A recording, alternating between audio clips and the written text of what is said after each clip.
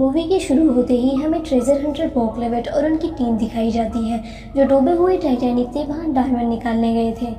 वो जहाज में अपनी मशीन की मदद से देखते हैं जहां उन्हें डेड बॉडी, टूटे फूटे सामान मिलते और फाइनली उन्हें एक बॉक्स दिखता है जिसे वो बाहर निकालते हैं।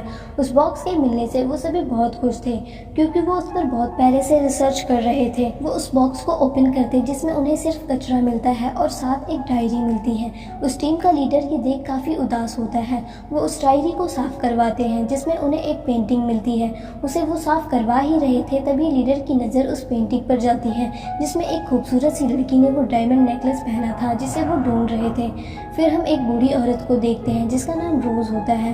वो अपने घर में मिट्टी के बर्तन बना रही थी। तभी वो टीवी पर न्यूज़ देखती है कि कुछ ट्रेजर हंटर को एक पेंटिंग मिली है जो पेंटिंग उसकी होती है जिसे जैक ने बनाया था। वो कहती है ये तो कमाल हो गया और वो उस रिसर्चर के पास कॉल करती है और पूछती है क्या तुम्हें हार्ट ऑफ ओशन मिल गया। वो कहता है नहीं, लेकिन क्या आप बता सकती हैं वो औरत कौन है। जिस पर रोज कहती है कि मैं ही हूँ। वो रिसर्चर उन्हें सिप पर बुलवाता है। रोज वहाँ अंदर जाकर सबसे पहले अपनी तस्वीर देखती है जिसमें उसने वही ब्लू ओशन डायमंड पहना था। टीम का लीडर रोज से फोर्स करता है पुराने दिनों के बारे में सोचने की। वो उन्हें टाइटैनिक में उनके रूम से मिली कुछ चीजें दिखाता है जिसे देख रोज बताती है ये उन दिनों की बात थी जब मैं अपने मंगेतर के साथ टाइटैनिक जहाज पर जाने के लिए गई थी जहाँ लाखों लोग आए थे उस जहाज को देखने। उन सभी के लिए वो सपनों का जहाज था लेकिन मेरे लिए एक दम घुटने की जगह। फिर हमें मूवी का मेन हीरो दिखाया जाता है जैक, जो एक बार में 2 लोगों से टाइटैनिक का 3rd क्लास टिकट जीत जाता है और अपने दोस्त के साथ टाइटैनिक में रवाना हो जाता है। वो सभी अमेरिका जा रहे थे। वहाँ सभी काफ़ी खुश थे और टाइटैनिक जहाज वहाँ से रवाना हो जाता है। एक सुनहरे दिन के साथ टाइटैनिक समुद्र की लहरों को चीरता हुआ आगे बढ़ रहा था। फिर हमें रोज दिखाई जाती है जो बेहद खूबसूरत थी। फिर हम देखते हैं जहाज के कैप्टन को जो जहाज की रफ्तार बढ़ाने के लिए कहता है। टाइटैनिक की गति अब सबसे तेज थी। जैक और उसका दोस्त टाइटैनिक के सबसे अगले हिस्से पर खड़े थे और पानी में डॉल्फिन का मजा ले रहे थे। उसके बाद हम रोज को देखते हैं जो अपने मंगेतर और माँ के साथ सुबह का नाश्ता कर रही थी। उसका मंगेतर थोड़ा खड़ूस किस्म का इंसान था जो रोज को छोटी छोटी बातों पर बोलता रहता था। रोज वहाँ से गुस्से में खड़ी होती है और चली जाती है। दूसरी तरफ हमें जैक दिखाया जाता है जो टाइटैनिक की सबसे ऊंची सतह पर बैठा था। तभी वहाँ रोज आती है जिसे जैक बस देखता रह जाता है और उसकी खूबसूरती में खो जाता है। तभी रोज का मंगेतर हॉकले वहाँ आ जाता है और उसे अंदर जाने को कहता है। जैक का एक दोस्त उससे कहता है उसके ख्वाब देखना छोड़ दो, ये किसी के हाथ नहीं आने वाली। फिर हम रोज को डाइनिंग टेबल पर देखते हैं जो अपनी अमीर जिंदगी से ऊब चुकी थी और वहाँ से उठ खड़ी हो बाहर भागती है।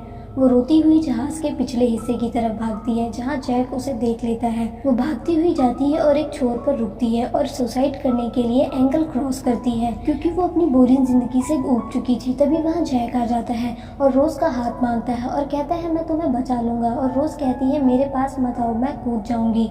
लेकिन जैक नहीं मानता है। वो अपने कपड़े उतारने लगता है और कहता है अगर तुम कूदी तो मैं तुम्हारे पीछे कूद जाऊंगा तुम्हें बचाने। ये सुन रोज रुक जाती है। जैक उससे हाथ मांगता है और अपनी तरफ खींचता है।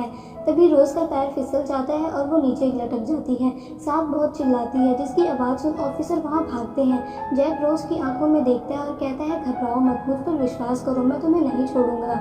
वो किसी तरीके से रोज को ऊपर खींच लेता है। रोज उसके साथ नीचे गिर जाती है। तभी वहाँ ऑफिसर आ जाते हैं जो जैक को रोज के ऊपर देख समझते हैं इसके साथ जबरदस्ती कर रहा था, उसे अरेस्ट करने को कहते हैं। और फिर हम देखते हैं हॉकले वहाँ आकर जैक पर चिल्लाता है जिस पर रोज उसे बताती है जैक की गलती नहीं थी, मैं ही नीचे देख रही थी और मेरा पैर फिसल गया, जैक ने तो मुझे बचाया है। जिस पर वो ऑफिसर उसे छोड़ देता है और हॉकले जैक को कल के डिनर के लिए इनवाइट करता है।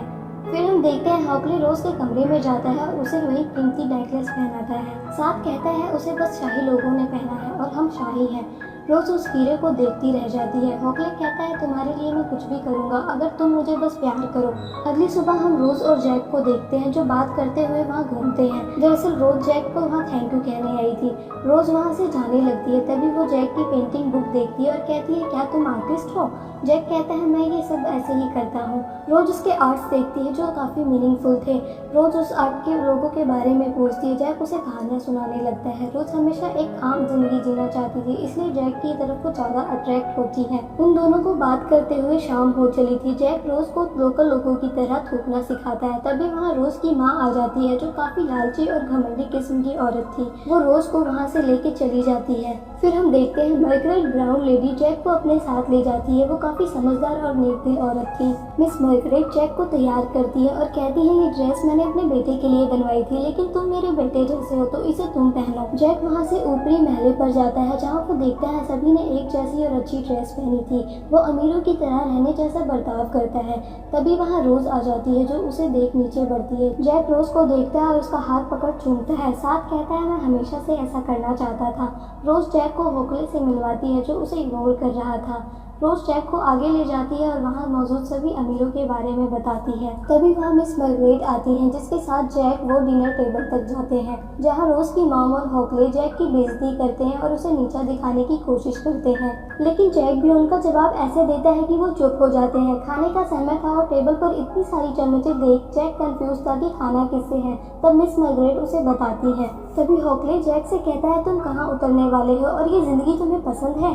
जैक कहता है मैं इस जिंदगी में बहुत खुश हूँ। कल मैंने एक रात फुटपाथ पर गुजारी थी तो आज सबसे अमीर लोगों के साथ डिनर कर रहा हूँ, जिस पर रोज जैक की तारीफ करती है। डिनर खत्म होता है, वो सभी लोग वहाँ से चले जाते हैं, लेकिन जैक रोज को जहाज के निचले हिस्से पर ले जाता है जहाँ वो जिंदगी के सारे लम्हों को एंजॉय करती है जिसे वो शुरू से जीना चाहती थी। तभी वहाँ होकले का नौकर आ जाता है, उन्हें देख लेता है और होकले को बता देता है।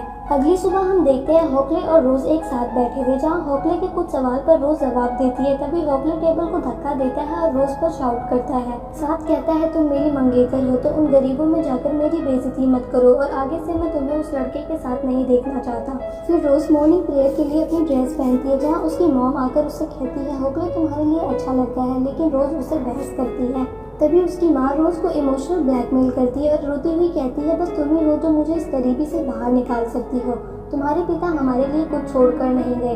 यहाँ हमें पता चलता है कि रोज ये सब मजबूरी में कर रही थी। फिर हम देखते हैं जैक टॉप फ्लोर पर जाता है रोज से मिलने के लिए।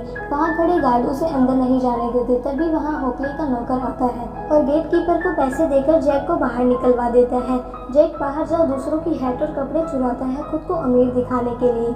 फिर हम देखते हैं रोज जहाज की ऊपरी सतह पर होती है अपनी फैमिली के साथ। तभी जैक रोज को एक कमरे में ले जाता है और रोज को बताता है कि वो आम लड़की नहीं है, साथ अपने दिल की बात उसे बोल देता है, लेकिन रोज मजबूर होने की वजह से चली जाती है। शाम हो चुकी थी और जैक हमें जहाज के अगले हिस्से के पास दिखाया जाता है।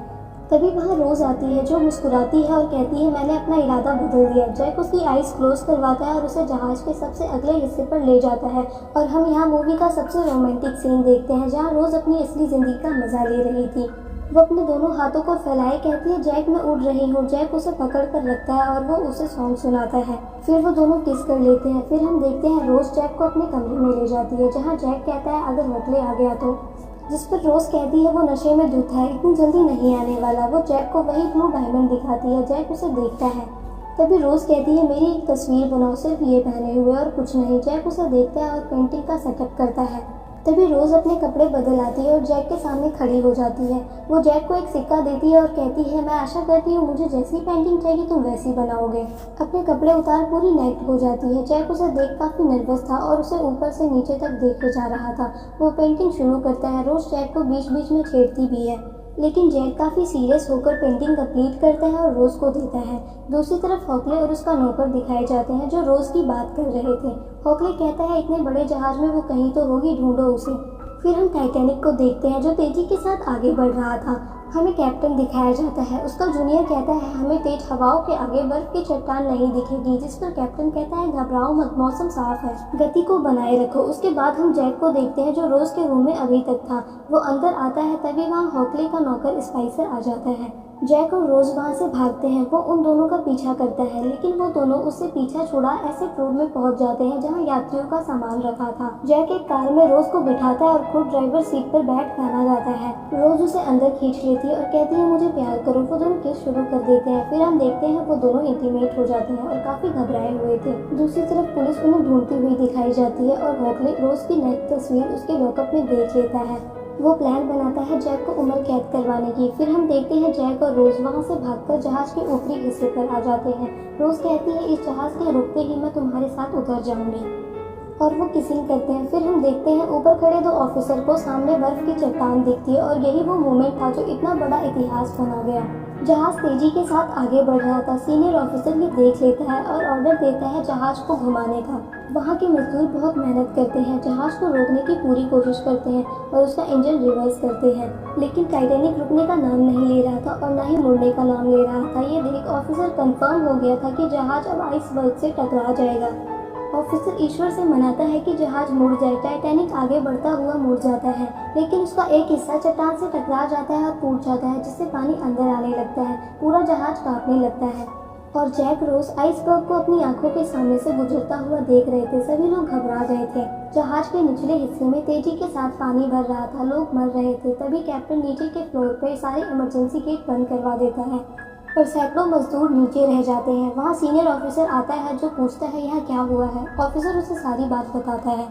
लोग काफ़ी घबराए थे। निचले हिस्से के लोग ऊपर भाग रहे थे। फिर हम देखते हैं रोज और जैक उनके कमरे की तरफ जाते हैं जहाँ पहले से रोज की फैमिली थी और वहाँ पुलिस भी थी। तभी स्पाइसर जैक की जेब में वो हीरा डाल देता है। रोज इस पर यकीन नहीं करती है कि उसने चोरी की है। पुलिस जैक को ले जाती है। दूसरी तरफ सभी बड़े ऑफिसर और कैप्टन इमरजेंसी मीटिंग करते हैं जिसमें जहाज का डिजाइनर कहता है हम कुछ भी कर लें लेकिन टाइटैनिक जरूर डूबेगा।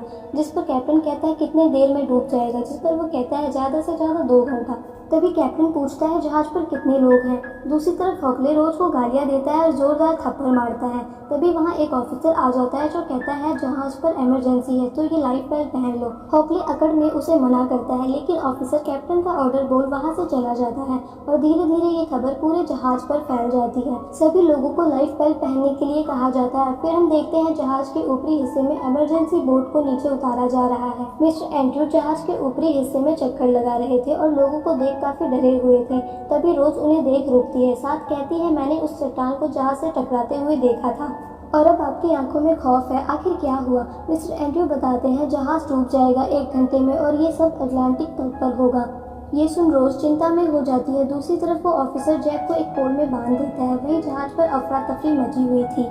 लाइफ बोट पर बच्चों और महिलाओं को नीचे उतारा जा रहा था। तभी रोज की माँ कहती है क्या यहाँ लग्जरी बोट मिलेगी अकेले जाने के लिए, जिस पर रोज तेजी से शाउट करती है। तभी होकले कहता है अगर तुम्हारी तस्वीर रख लेता तो उसे अच्छी कीमत मिलती, जिस पर रोज बाय बोलती है और वहाँ से जाती है। तभी होकले उसे रोकता है, लेकिन रोज उस पर थूकती है और वहाँ से भाग जाती है। फिर हम देखते हैं जहाज डूब रहा है और जैक अंदर था। वो हेल्प मांग रहा था। पानी धीरे धीरे भर रहा था। वहीं रोज जैक को ढूंढती है। वो मिस्टर एंड्रयू से हेल्प लेती है और जैक की तरफ भागती है। वहीं जैक जहाँ बंद था उस जगह पानी भर रहा था। तभी रोज नीचे पहुंच जाती है। वो जैक को आवाज़ लगाती है, जिसे सुन जैक भी चिल्लाता है और वो दोनों मिल जाते हैं। जैक उसे चाबी ढूंढने को कहता है और इधर जहाज का अगला हिस्सा डूब रहा था। जैक रोज से हेल्प लेने को कहता है। वो बाहर जाकर हर जगह देखती है, उसे कोई नहीं मिलता और तभी वहाँ की लाइट भी ऑन ऑफ होने लगी थी। तभी वहाँ एक आदमी आता है जो रोज को ऊपर ले जाता है, लेकिन रोज उसे जोरदार घूसा मारती है और इमरजेंसी एक्सिट कर जैक की तरफ भागती है। वो किसी तरह तैरती हुई आगे बढ़ती है और जैक से मिल कहती है क्या इससे काम चल जाएगा। जैक उसे ट्राई करने की कहता है। रोज उसकी हथकड़ी तोड़ देती है और वहाँ से निकल जाते हैं। दूसरी तरफ जहाज पूरा डूबने को था और लोगों को भर भर के वहाँ से भेजा जा रहा था। रोज और जैक किसी तरह जहाज के ऊपरी हिस्से पर पहुँच जाते हैं। वो आगे जाते हैं जहाँ हम देखते हैं कुछ ऑफिसर गेट को लॉक कर देते हैं और वहाँ लोग फंस जाते हैं। वो दूसरे रास्ते से भागते हैं, लेकिन आगे जाकर भी गेट बंद था। तभी जैक चिल्लाता है और एक चेयर उखाड़कर गेट तोड़ देता है। वो सभी वहाँ से आगे जाते हैं। दूसरी तरफ लोगों में अफरा तफरी मची हुई थी। लोग पागलों की तरह एक दूसरे पर चढ़ रहे थे। लोगों को बस अपनी जान की पड़ी थी। हम देखते हैं रोज और जैक ऊपर आ जाते हैं और वो बोट देखते हैं। जहाँ बोट ना मिलने पर वो आगे जाते हैं जहाँ बस 2 बोट ही बची थी। तभी होकले और स्पाइसर को हम देखते हैं। स्पाइसर कहता है रोज मिल गई है, वो उसके साथ है। होकले के पास मौका था जाने का, लेकिन वो जाता नहीं है और रोज को ढूंढता है। वहाँ सिर्फ औरतों और बच्चों को भेजते। हम देखते हैं जैक रोज से बोट में बैठने को फोर्स करता है, लेकिन वो नहीं जाती। वो कहती है मैं तुम्हारे बिना नहीं जाऊंगी। तभी वहाँ होकले आता है और कहता है तुम जाओ, मैंने जैक और अपने लिए एक बोट खरीदी है। वो मान जाती है और आखिरी समय तक उसे देखती रहती है। तभी वो मौका देख बोट से नीचे कूद जाती है और जैक के पास दोबारा जाती है। जैक उससे मिलता है और रोता हुआ पूछता है तुमने ऐसा क्यों किया। रोज कहती है तुमने कहा था तुम कूदोगे तो मैं कूदूंगा, याद है। ऊपर से होकले उन्हें ऐसा देख बहुत गुस्से में था। तभी स्पाइसर की गन निकाल लेता है और उन पर फायरिंग कर देता है। वो गन लेकर उनके पीछे पड़ जाता है। वो आखिरी तक उनका पीछा करता है, लेकिन वो वहाँ से भाग लेते हैं और साथ एक बच्चे को भी बचा लेते हैं। तभी वहाँ उस बच्चे का बाप आ जाता है और उसे ले लेता है। फिर हम देखते हैं पानी वहाँ तेजी से भरने लगा है। वो वहाँ से भागते हैं और तभी वहाँ पानी के बहाव में आगे चले जाते हैं। वो आगे देखते हैं गेट बंद और पानी धीरे धीरे ऊपर बढ़ रहा है।